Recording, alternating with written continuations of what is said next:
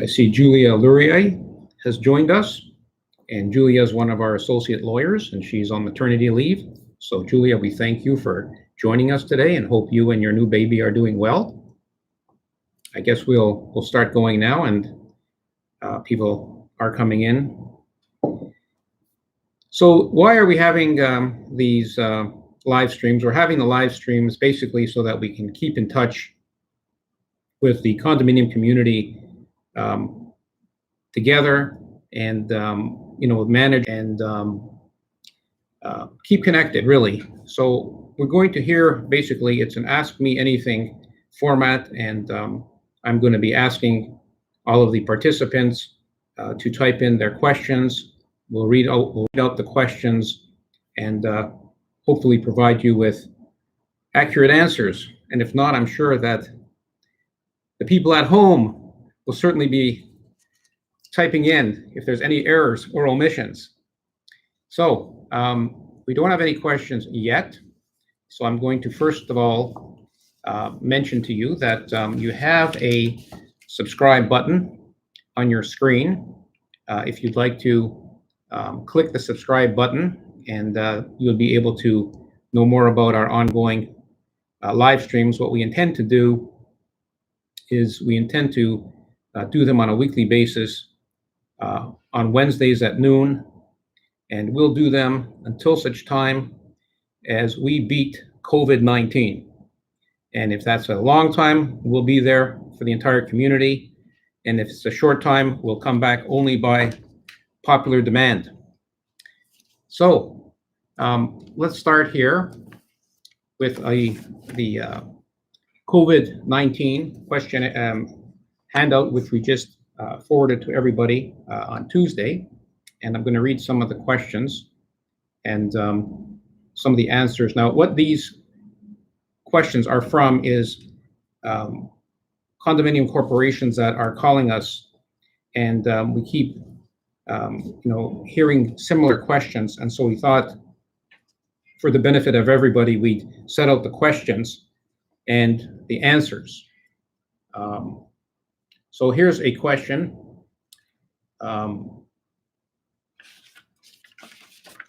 And this is a question that's been debated amongst a number of condominium lawyers. Is the 30-day deadline to respond to unit owners' requests for records still in effect? So as you know, if an owner has a request for records, they submit a certain document, and you have 30 days, the corporation has 30 days to respond to that record request. The answer is yes. The 30-day deadline to respond to unit owners' requests is still in effect, but there has been a directive from the Condominium Authority Tribunal to extend certain time limits in the discretion of the adjudicators hearing the cases. Next question, and this has been a question that condominium lawyers are debating, as well as management companies. Does the suspension of limitation periods in the province of Ontario affect the 3-month deadline to register a condominium lien? Our view is absolutely not. The suspension of limitation periods does not affect the 3-month deadline to register a condominium lien. In our view, the condominium lien is a form of security.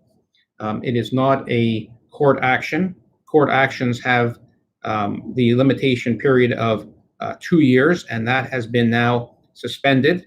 Having said that, lien periods, in our view, have not been suspended, and anybody who does not register the lien within 3 months from the default is taking a serious risk that the corporation may lose the security of some of those funds.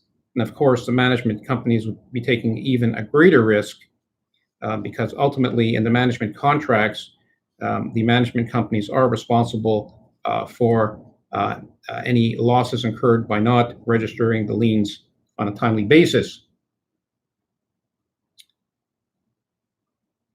Next question, and this is another question. Well, here's a interesting comment from Robert Buckler. Please clarify if the land registry office closes. I guess we're all going to be in a pickle, so to speak, if the land registry office closes, because it's only in the land registry office that you can register the certificates of lien. So I'm going to say that in the event the land registry office would close, although I can't see that because you can always have, a few people working there. And the fact is that we are doing registrations electronically, and so there's no personal contact. We're doing things remotely. So I don't think that would happen. But if that would happen, I'm sure there would be some type of companion order regarding the registration time for liens. Here's another interesting question, and it's coming up now on a frequent basis. And there's been a number of discussions taking place between condominium lawyers, management companies, and auditors for condo corporations. The question is this: if many unit owners fail to pay their monthly common expenses, can condominium corporations borrow from the reserve fund to temporarily pay for the operating costs? And the answer to that question is no. The Condominium Act is very specific in that money that's put into the reserve fund can only be used for major repairs and replacements. So once the money is in the reserve fund, corporations will not be able to use those funds to defer any type of operating expenses in the event that there's a shortfall because owners cannot or will not pay the maintenance fees. Having said that, it is possible not to deposit the reserve fund component of the maintenance fees into the reserve fund account and use those monies to help to defer operating expenses. However, if you are to do that, you would have to properly structure a new funding plan which did not include those monies.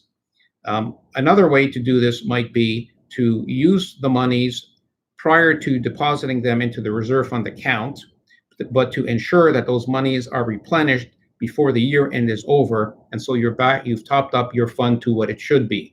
Although we're not really recommending that because money that is many times used that doesn't go into the reserve fund somehow never makes it back in there. So those are important things as well. Another question here, which has come up, but I think people are pretty well on side with this. Can we temporarily prohibit in-person real estate showings? And the answer is yes. It is reasonable to temporarily restrict in-person real estate showings and open houses. There's been a directive from the Real Estate Council of Ontario. There's a COVID-19 guideline, and they are of the view that if at all possible, best efforts should be made to do transactions on a remote basis, including showings on a remote basis, in view of the pandemic that the world is now facing. Another question here. Well, let's see what we have here.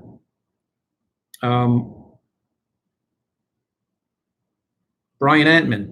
Yes, Brian Antman, noted condominium auditor. His comment is condos should defer allocations to reserve funds or use contingency funds. Well, there's an excellent comment there. A number of corporations over the years have a budget line item called contingency, and they have been putting away monies year after year into this fund, a contingency fund, and it's used for expenditures that were not accounted for in the budget or any type of shortfalls. And this is the most wonderful moment to use that contingency fee and to show to some of the owners who at AGMs might get up and say, why do we have to have money in the contingency fund? We should use those monies for our operating expenses now and reduce our maintenance fees now. Well, this is a prime example of the intelligence of that decision by boards who have the political wherewithal to have a contingency fund in their budget. Next question here from our FAQ. Should condominium security staff be instructed to stop deliveries from entering the building? There has been a number of varying comments on that. We are of the view that no, security should not, under any circumstances, instruct deliveries from entering the building. If the intention of the government and the people that are supportive of the government, if the intention is to limit your social distance from one another, limit your social in-person connection, you don't want people coming down to the lobby of the condo corporations waiting for their packages. By the same token, if you have people that are either suffering from COVID-19 or have been exposed to that, there may be in isolation, you certainly don't want those people, nor now can you have those people come downstairs to collect their packages, their food, etc. So definitely delivery should go to the door. Very relevant question now. Very relevant question now. Can condo corporations restrict non-essential visitors in light of the Ontario government's emergency order prohibiting social gatherings of more than 5 people? I'm going to say the answer to that is no. They cannot restrict non-essential visitors. However, and I'll give you an example of something that happened yesterday in a condominium corporation. The corporation, they passed a policy, and the policy said that they would not allow any visitors into the corporation. And so one of the tenants who lived in the corporation came home, and she came home with her groceries along with her boyfriend, who was also carrying groceries. And the concierge said, I cannot allow your boyfriend into the building because he is not a resident, he's a visitor. And what happened from there is the boyfriend insisted that he was going to go up to his girlfriend's unit. The concierge insisted that he was not going to let him up. What happened was that the police were called, and the police insisted that the boyfriend be allowed upstairs to the girlfriend's unit under the police authority of keeping the peace. So we do not suggest, or we didn't suggest yesterday, and things changed so quickly now, we did not suggest yesterday that visitors be banned from the buildings. Having said that, this is a very fluid and changing situation. And for those of you whose lives do not revolve around the Toronto Star and CP24 and other news outlets, you got me. So I'm just going to tell you that this morning there was a new press release from the City of Toronto. Important for condominium individuals is that, number one, all individuals with COVID-19 are ordered to stay home for 14 days, cannot leave the home. All individuals who have had close contact with someone who has COVID-19 are also ordered to stay home for 14 days. These are orders. These are not requests. These are orders. Anyone who is not ill or who has not traveled is strongly directed to stay home except for accessing healthcare or medication, shopping for groceries once per week, and that's going out to all the hoarders out there. You can only go and hoard once a week now, to walk your dog, or to get daily exercise while maintaining physical distance of at least 2 meters. So at this point in time, given the new provisions, the orders and the recommendations that have come out from the City of Toronto, we are of the view that at this present time, it would not be unreasonable for a condo corporation to make a policy and enforce a policy of no visitors, except for essential visitors, being healthcare professionals, people coming to deliver food for their elderly parents, grandparents, etc. The appropriate behavior today is to limit social contact, and we are faced with this pandemic, and very extreme measures need to be taken.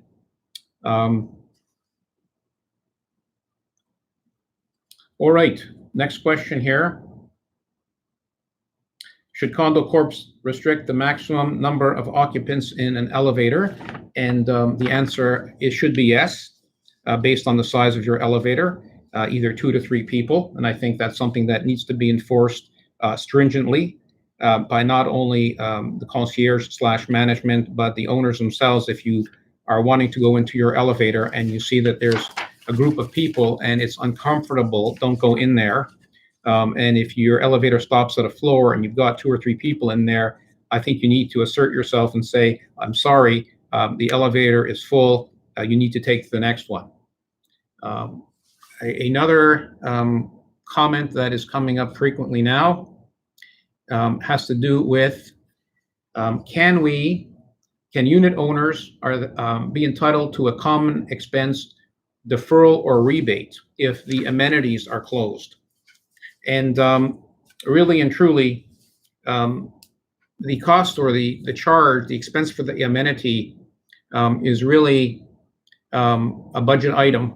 And although, for example, the perhaps recreation director or other people that work in the recreation areas and other common areas are not doing their normal job, many corporations are repurposing these people to assist in the ongoing cleaning and sanitation of elevator buttons, doorknobs, etc.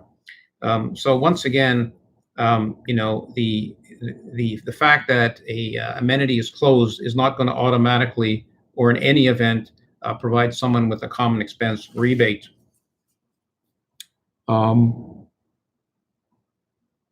Good question here from Robert Buckler. What about unit renovations? Should these stop to eliminate non-essential outsiders, keeping in mind that renovations may relate to a closing of a sale? So our view, again, and being consistent with the City of Toronto, Province of Ontario, and the Government of Canada, is if you have non-essential renovations, they should be prohibited. If you have renovations that are essential to keeping a unit in a state of habitation, those to us are essential renovations, and they should go on, be carried forward. But providing, of course, you keep in mind that the health and safety of the condominium unit residents and the people that work there need to be safeguarded. And so these things have to be done in a manner that is going to reduce as much as possible any type of personal contact. Another issue that we keep seeing is, hey, can we get a reduction on our maintenance fees? Can we have a deferral on our maintenance fees? I lost my job, or my store is closed, etc. We are of the view that there are going to be, and the government has announced, many programs for people to assist them financially and to assist businesses financially. And I think that's where unit owners and residents have to look. The corporation is a not-for-profit corporation. If the corporation is not going to get money by way of its maintenance fees, which is really the only way a condo corporation gets its money, then the corporation is not going to have money to pay for the utilities, for the water, for the hydro, for the security, for elevator maintenance, etc., etc. So not paying the maintenance fees is not going to be a good or a helpful idea. Now, should corporations be moving forward with notices of lien and liens during this period of time? And again, we have said before, there's an obligation under the Condominium Act to do so. We think it's important that that be done. Having said that, condo corporations are able to enter into appropriate payment arrangements with unit owners. However, payment arrangements should not be entered into if the outstanding amounts are going to go past 90 days or 3 months, because you would lose the security on your lien. So again, register your lien, and then if you need to enter into a payment arrangement with an owner, then do so, and the owner could pay over time with an interest component if necessary for the corporation. Another idea would be to allow an owner to pay late. And for example, if you paid your maintenance fee that's due today, April 1, you could say, well, you could pay it, let's say, in May or in June. So if you paid your April 1 maintenance payment in June, you would be, in effect, giving a 2-month deferral, which should be appropriate for some people. But if you went into the third month, you would definitely have to move forward with the registration of the lien, or again, you would lose your security. Now we have another question here about real estate. If you got a real estate deal and then renovations need to be done, and that relates to the closing of a sale, would that be sufficient to move forward with the renovations? I'm going to say no. I'm going to say that unless it's essential, things can be done at a later point in time through holdbacks of closing funds or whatever it is that needs to be done. But different arrangements can be made. We're living in a unique time, and you need to, think outside the box in an appropriate manner. There's another question here. Should the closing of agreements of purchase and sale be extended? And can management enforce this if the closing is imminent? Well, obviously, you can always extend an agreement of purchase and sale. I think that it's in the best interest of both parties. And that leads us, of course, into the next topic that is very prevalent today, and that's called force majeure. And what is force majeure? So force majeure is a term in a contract which entitles a party to either cancel the contract or excuse a party from performing the contract or suspending the performance of the contract. So when you hear of things like, there's a provision in the contract for acts of God, we don't have to, we're not going to rely on this contract if there's an act of God or a civil or a strike or a weather event, acts of, that type of thing. Those clauses are what you call force majeure. However, what you need to understand is for the force majeure term is a clause that must be found in the contract. So there's no such a thing as, force majeure in general, if it's not in your contract. So it is a contractual term. If you have a contract that you think is not being put into place properly, if it's not being followed, or if you as a condo corporation cannot perform your obligations under the contract, or if, for example, the contracting party that the condo corporation is getting a service from can't perform, then you have to look at the terms of the contract, and you have to look to see, is there a force majeure clause in there? And if there is, what exactly are the terms of that clause? So just so that you understand, force majeure, it's an express clause. The law has been clear in a BC Court of Appeal case in 1999 that if the express force majeure clause is not in the contract, it cannot be inferred or implied. So that's really important. Now, when would force majeure apply? Well, there's a two-pronged test for force majeure. One is that the event, in this case, COVID-19, the event must be beyond the control of the contracting parties, which it is. And two, the event must make the performance of the contract impossible. And it is not enough for the event to merely make the performance inconvenient or result in hardship. Okay, so it has to make the performance impossible. So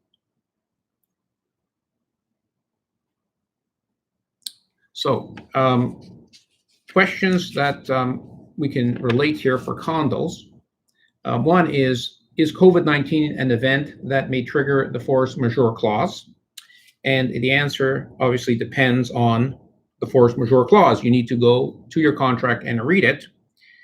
Common examples, as I said, of force majeure are acts of God, war, major weather events, and government action. And it seems that you could take the position that God was having a bad day and unleashed COVID-19 on everybody, and likely fit that into a force majeure clause. Next question here. Does COVID-19 impact the performance of the contract? And it must significantly impact it. So if the provision of the goods or services is still possible, then the provider cannot rely on force majeure if it's in the contract. If the matter is a delay in the provision of those goods and services, they still have to be provided. There's something else in law called frustration of a contract, and that's something that would release both parties from their obligations. However, that's a high threshold, and that's something for corporations to look into if the entire contract cannot be completed. Now we have some more questions here. What about a torment of rent option that the corporation has under normal circumstances during this state of emergency when the tenant may not be paying rent? So under the Condominium Act, if an owner rents his or her unit out to a tenant, and the owner is not paying maintenance fees, the condominium corporation has the right under the Condominium Act to attorn or seize the rents of the tenant. So the tenant, instead of paying the rent to the landlord, which is a condominium owner, the tenant would be obligated to pay the rent to the condo corporation. And by paying the rent to the condo corporation, the tenant would be deemed not to be in his or her arrears of rent.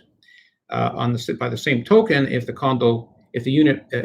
tenant did not pay the rent to the condo corporation, the tenant would be in default, and the corporation could take action against either the tenant or the landlord. So that's something there that condo corporations who may be having problems in collecting from units that are rented, there's an ability there to seize the rents.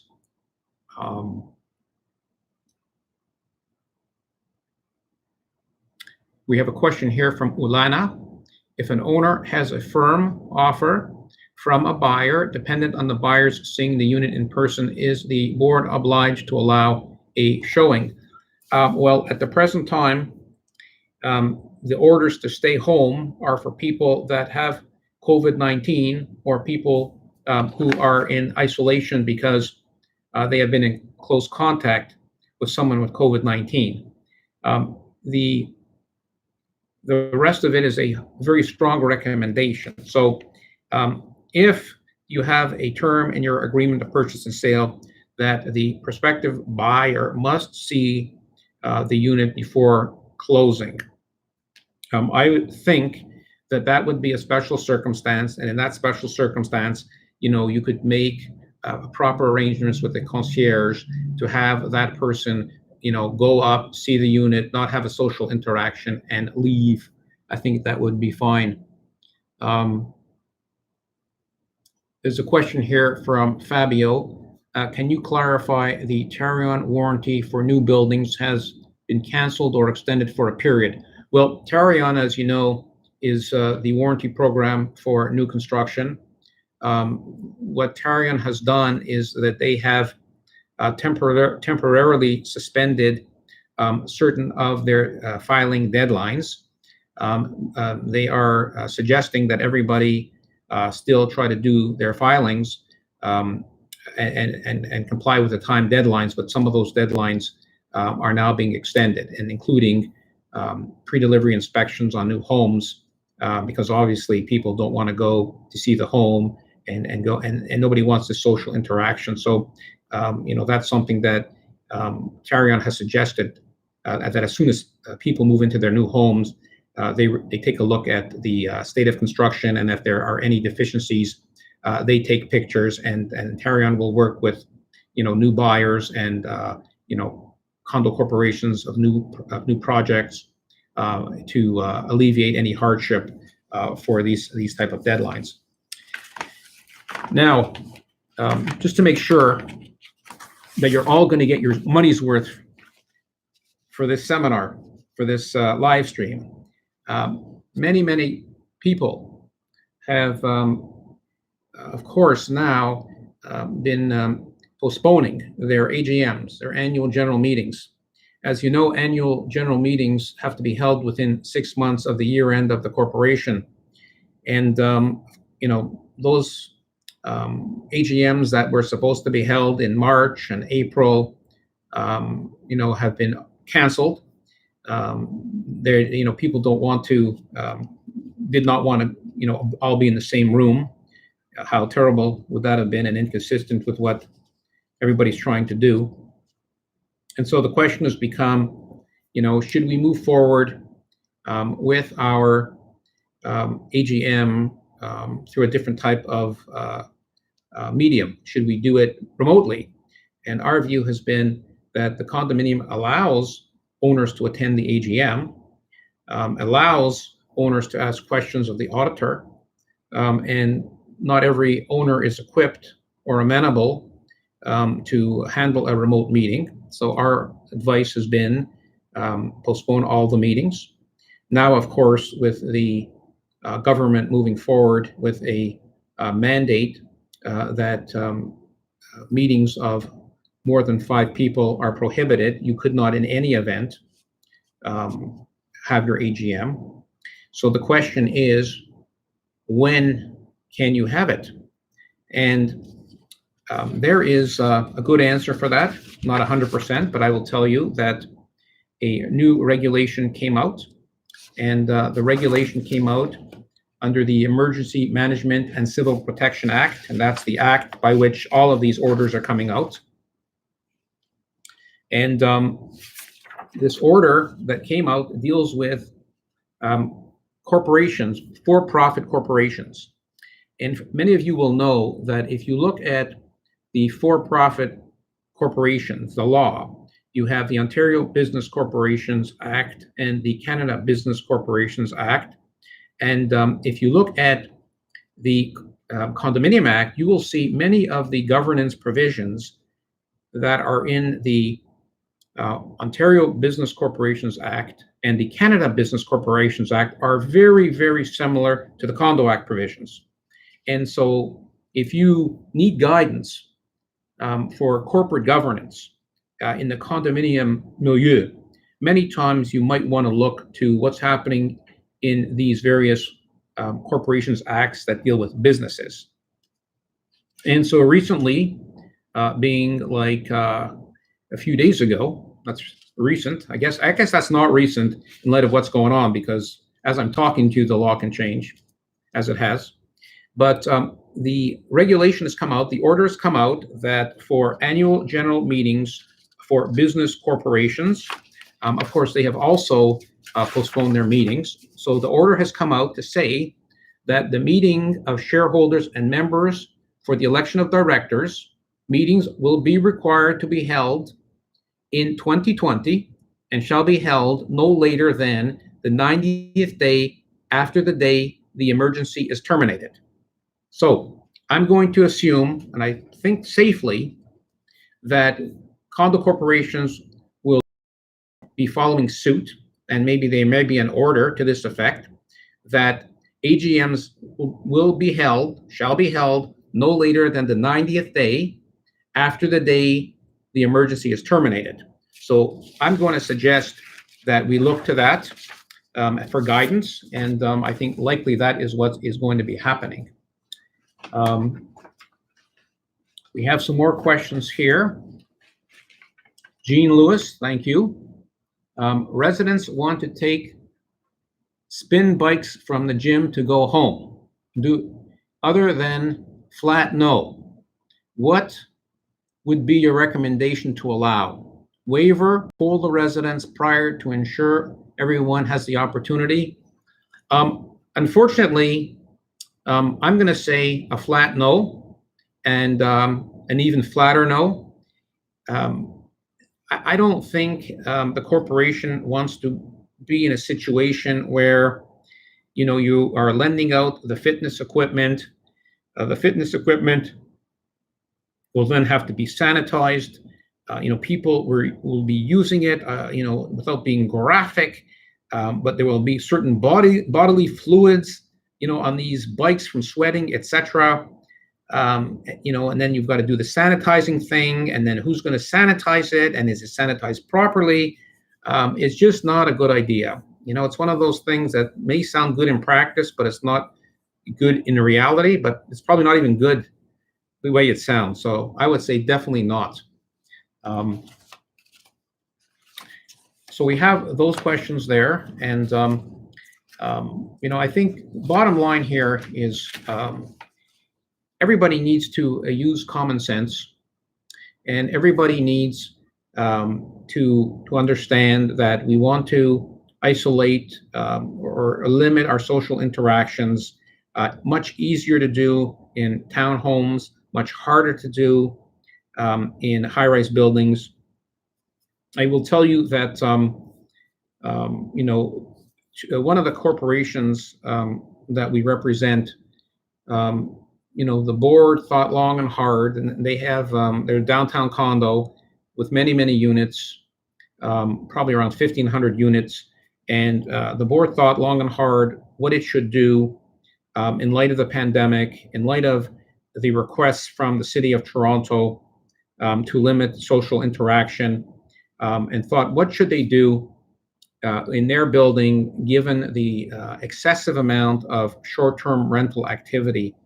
And the board was very responsible, looked into the fact that, they needed to recognize all stakeholders in the building, whether those were owners that were investors, owners that were residents, residents that were tenants, short-term rental operators, and came up with the most responsible decision to halt all short-term rentals during the COVID-19 pandemic.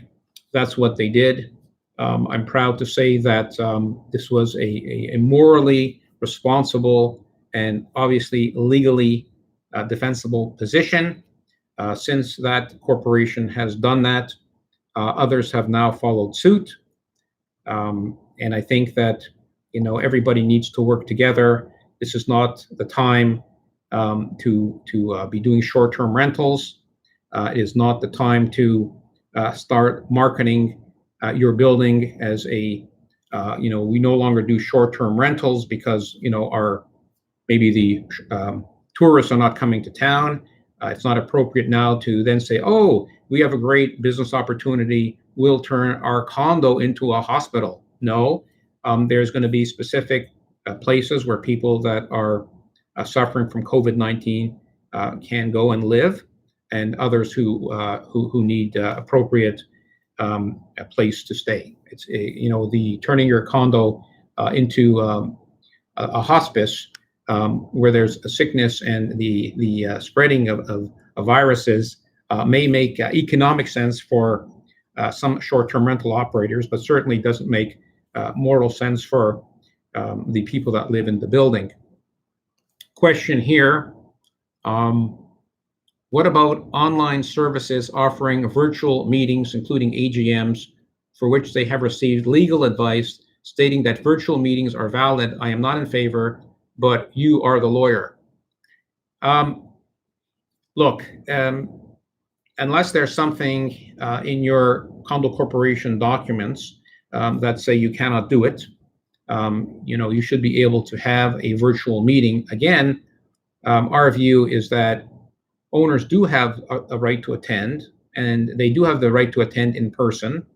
Many owners will not attend in person, or in fact cannot attend now, given the state of events and the ability or the order that you cannot have more than 5 people at a gathering. So, as far as I'm concerned, I think everybody should just cool it. the only people that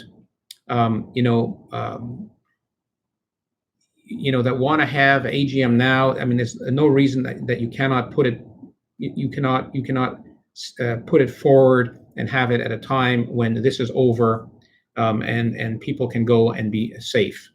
I'm not seeing the rush or the reasoning for the rush. We're in a situation here where we can't even go into a restaurant and sit down and have a sandwich. This has been going on. I think we're in week 2, and the order has now extended it for another week. So for a month, all businesses that are non-essential will be closed, and we have to step back and look at the real picture. Unless there's something of extreme urgency, then we should just postpone the AGMs and have them in the normal course. And again, I'm sure it's going to be within 90 days of this pandemic being over, which it will be over. So there's been a lot of orders that have come out, and the only order that came out that I was actually called by the Condominium Lawyers Association was the one dealing with price gouging. And there's a order that says that you cannot gouge consumers. And the Condominium Lawyers Association called me in an uproar, and they were wondering if they had to reduce their legal fees. Moving on. Next question. If you do have a virtual meeting, is it possible all the events that happen at that meeting could be invalid? I'm going to suggest, someone didn't like my joke. I'm going to suggest that the meeting would be valid, and it would be documented, and it would be done electronically, and voting would be done electronically. It can be done, and I'm sure its validity would be fine under the circumstances. But of course, that doesn't preclude anybody from bringing a court application, not now, because basically the courts are only hearing the most urgent application, but once this is over, to attack the validity of the election. Question here from Robin. You mentioned a 1,500 unit corporation. How do you actually stop short-term rentals or guests and maintain access control for a building with that many units? That's a wonderful question. And you do that with the strong support of property management, the strong support of the concierge/security, and most importantly, the strong support and leadership of the board of directors. So it sounds like an insurmountable task. It is not. It is being done now, and it is being done effectively. I've seen it being done effectively. It's a job, but it's a job that needs to be done. You need to protect the safety and security of your residents. So we are at the 45-minute point here. Unless there are any further questions, we're going to wrap it up. I'm going to ask everybody who's on the line, if you could please push the subscribe button, and you would be able to get advance notice of our upcoming weekly live streams. So there's a subscribe button. If you could just press that, click that, and there's another button called notification. And if you click that, you'll always be notified of what's coming up on our YouTube studio. So for those of you that were here, I want to thank you very much. As I said, we're going to continue these on a weekly basis every Wednesday at 12 noon until we beat COVID and we finish it off. We're going to all stick together. We're going to all be together. We're going to use these sessions as an opportunity to connect and to reconnect and to discuss things that are happening in the condo industry. Going forward, we may have to, or we may think it appropriate to do less COVID-related issues and get back to, our usual condo-related issues, because honestly, I know we're not ready for that yet, but there's been a lot of interesting condominium cases that have come up recently, which I'm sure everybody would be interested in. We need to prepare our lives for post-COVID, because there will be a post-COVID and there will be life after COVID, and we need to prepare for that. So I want to thank everybody for coming, for listening, and we hope to see you back next week. Tell all of your friends, tell all of your associates, all of your fellow managers that if they need further information, all they need to do Wednesday at noon, and we'll look forward to seeing everybody then. Thank you so much.